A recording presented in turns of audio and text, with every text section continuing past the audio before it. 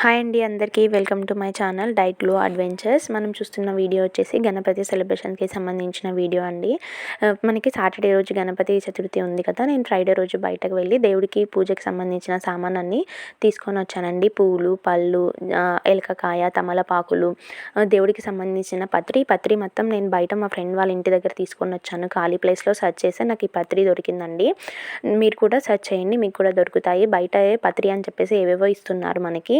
Next day నేను ఇల్లు మొత్తం క్లీన్ చేసుకొని పీఠం ఏర్పాటు చేసుకొని డెకరేషన్ చేసేసి దేవుడిని ప్రతిష్ఠించానండి. ఫస్ట్ పసుపు గణపతికి పూజ చేసుకొని తర్వాత మనం మట్టి గణపతి ఏదైతే పెట్టుకున్నామో విగ్రహం, దానికి పూజ చేసేసి ప్రసాదంగా పులిహోర దద్దోజనం పెట్టేసి మంగళహారతి ఇచ్చానండి. ఇచ్చేసి దేవుడికి పూజ చేసినాక మా గణపతి ఇలా ఉన్నాడండి. ఎంత చక్కగా ఎంత పీస్ఫుల్గా అనిపించిందో నాకు పూజ చేసుకున్నాక.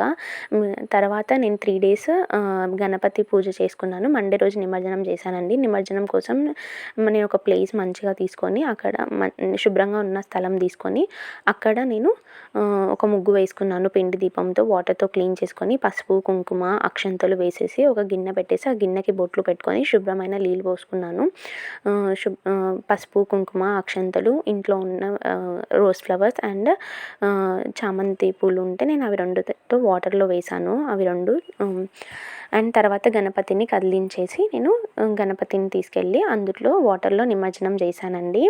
నిమజ్జనం చేసేటప్పుడు నాకు చాలా బాధ అనిపించింది. ఎందుకంటే 3 days మనం ఎంతో హ్యాపీగా నేను పూజ చేసుకున్నాను కదా, కొంచెం నాకు బాధ అనిపించింది నిమజ్జనం చేసేటప్పుడు. ఇక్కడ మీరు చూసారా, నేను గణపతిని నాకు సరిగా అందులో గిన్నెలో పట్టలేదన్నమాట. సో అందుకే నేను చేతితో వాటర్ పోసేస్తున్నాను.